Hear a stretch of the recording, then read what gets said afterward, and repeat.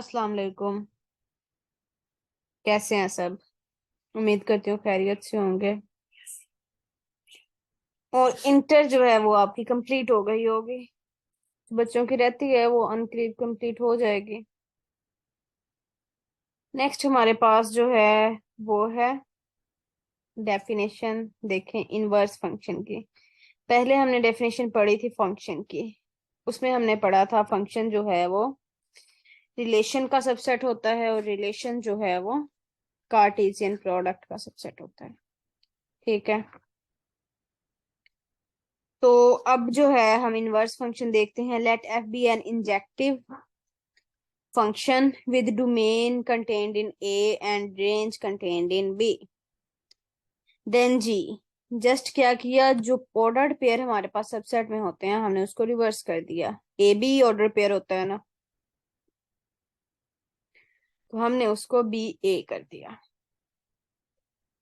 और A B जो है उन्होंने ये देखें इधर बताया है कि ए बी जो है वो क्या है, वो फंक्शन से है। वो फंक्शन का होगा, हम उसको रिवर्स करके अपना इनवर्स फंक्शन बना लेंगे, हम उसका ऑर्डर चेंज करके।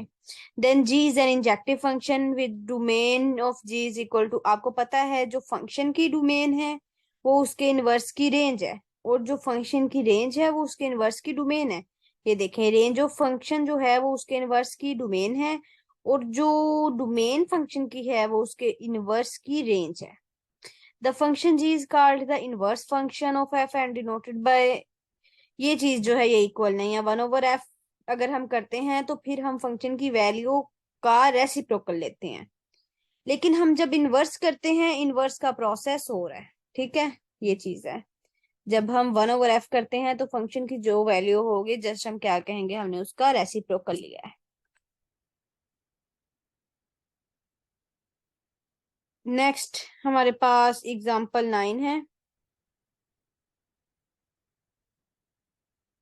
उसमें देखें आर जो है हमारे पास फंक्शन है, रियल वैल्यू फंक्शन है आर से आर तक। तो वो इंजेक्टिव है। अगर हमें पता है इसका ग्राफ कैसा बनता है तो इसका जो है वो इनवर्स भी एग्जिस्ट करता है, क्योंकि ये बाइजेक्टिव फंक्शन है। ये vertical line test horizontal line test दोनों को पास करता है।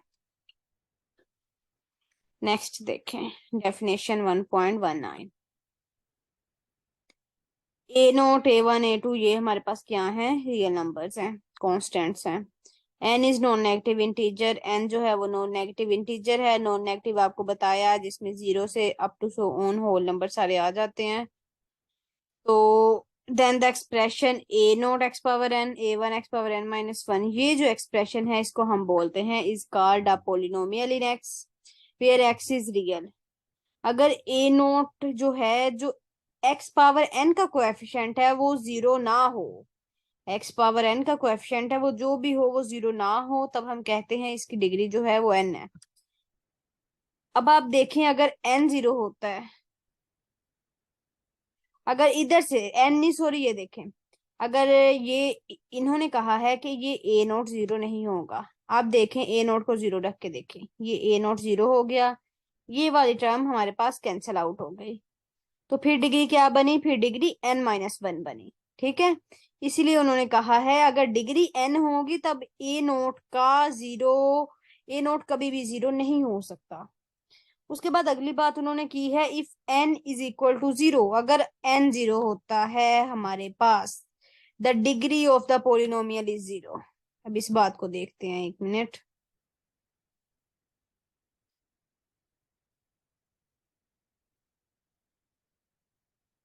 जब n 0 होगा, ये n जब हमारे पास 0 होगा तो x पावर 0, किसी भी चीज की पावर जब 0 होती है तो वो हमारे पास 1 हो जाता है। n की जगह 0 आ गया, डिग्री उसकी 0 हो गई, ये सारी टर्म्स तो खत्म हो गई। उसके बाद सिर्फ एक कांस्टेंट ही बचेगा जो क्या होगा, ए नोट। ठीक है, तो n 0 हो गया तो डिग्री इधर से हमें पता चल गई कि उसकी डिग्री क्या हो गई, 0 हो गई।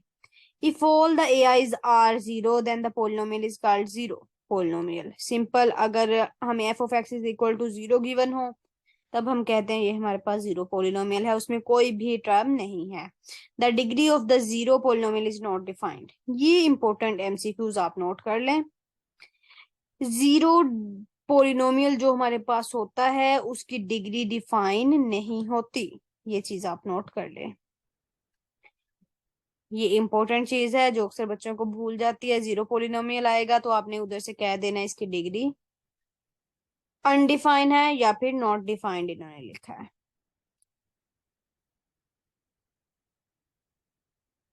नेक्स्ट डेफिनेशन देखें। A function F is defined by a polynomial. ये हमारे पास जो फंक्शन के अगर बराबर है ये कोई भी पोलिनोमियल, तो इसको हम बोलते हैं ये हमारे पास पोलिनोमियल फंक्शन है। इसकी डोमेन जो है वो रियल नंबर होगी।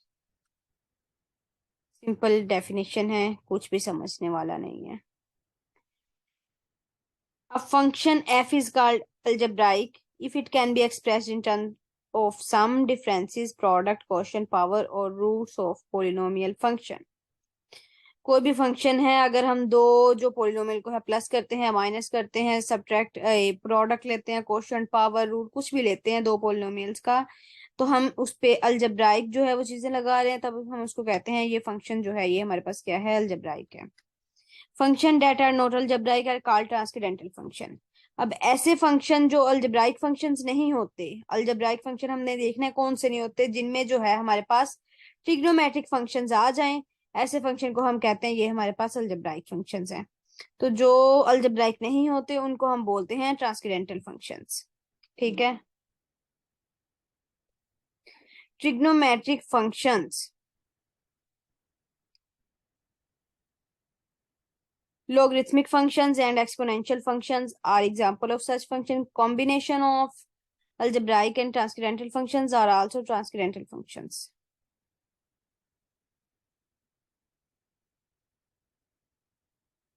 Thus the function ये जो है ये हमारे पास क्या है, ट्रांसकेंडेंटल फंक्शन है। उन्होंने लिखा ये है कि जिस फंक्शन में ट्रिग्नोमेट्रिक फंक्शन, कोई भी ट्रिग्नोमेट्रिक का जो इन्वॉल्व हो जाए वो आ जाए,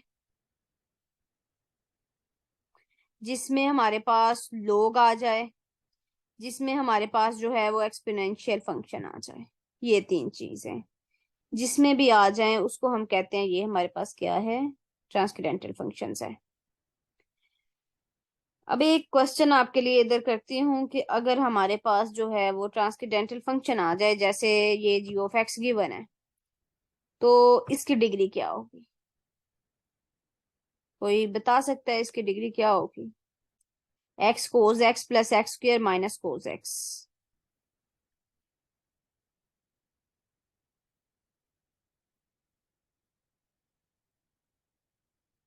अगर किसी को पता है तो वो बता सकते हैं चैट में। अगर किसी फंक्शन में आपके पास अलजेब्राइक, ट्रिग्नोमेट्रिक, लोगरिथमिक और एक्सपोनेंशियल फंक्शन इंक्लूड हो जाएं तो ऐसे फंक्शन की डिग्री आप डिफाइन कर सकते हैं। अगर डिफाइन कर सकते हैं तो क्या डिग्री होगी, या फिर इसका सिंपल आंसर ये होगा कि हम डिग्री डिफाइन नहीं कर सकते। क्या कहना चाहेंगे आप?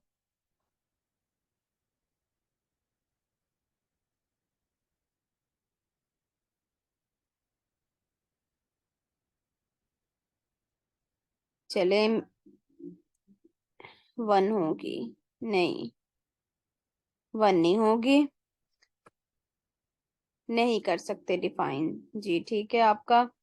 हम ट्रिग्नोमेट्रिक फंक्शन की डिग्री डिफाइन नहीं कर सकते। ठीक है, डिग्री डिफाइन सिर्फ अलजेब्राइक फंक्शंस की होंगी, ट्रांसकेंडेंटल फंक्शन की हम डिग्री डिफाइन नहीं हो कर सकते।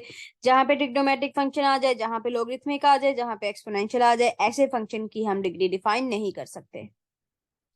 उसके बाद आगे हमारे पास है सीक्वेंस। सीक्वेंस का हमने वो फर्स्ट ईयर में भी पढ़ा है।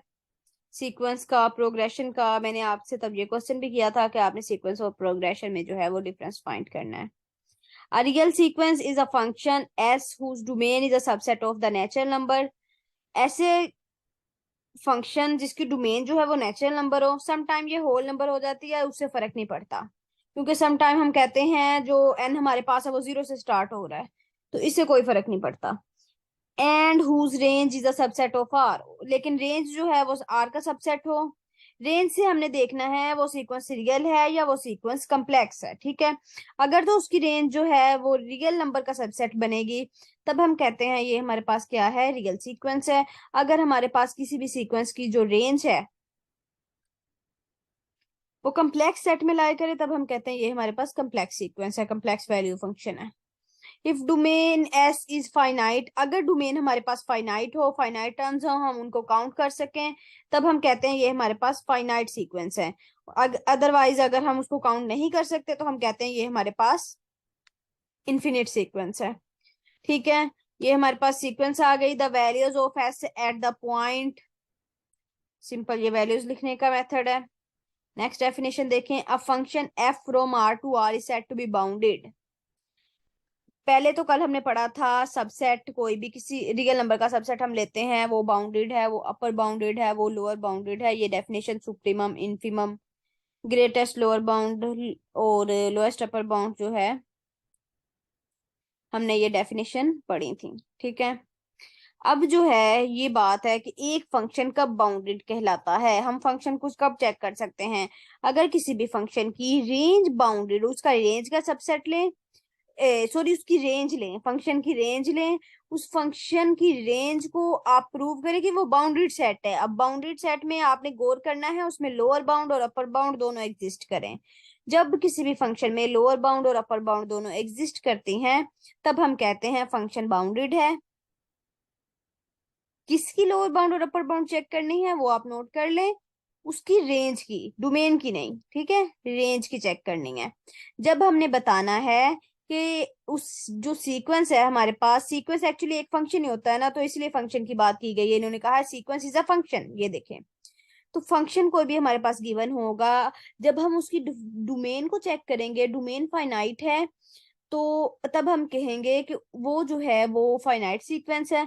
जब हम रेंज की बात करेंगे, फिर रेंज की हम बाउंडेडनेस चेक करेंगे, उसकी सुप्रीमम इन्फीमम चेक करेंगे। अगर रेंज उसकी बाउंडेड है किसी भी फंक्शन की, तब हम कह सकते हैं ये फंक्शन हमारे पास बाउंडेड है। और अगर बाउंडेड नहीं है, फिर हमने कहना है ये फंक्शन जो है वो हमारे पास अनबाउंडेड है।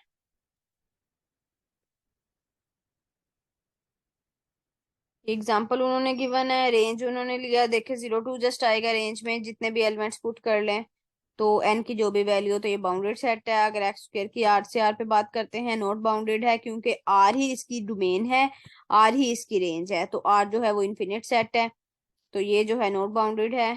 रेंज भी नॉट बाउंडेड है, तो ये हमारे पास क्या आ गया, अनबाउंडेड सेट। यहाँ तक किसी को कोई क्वेश्चन है तो वो पूछ सकता है।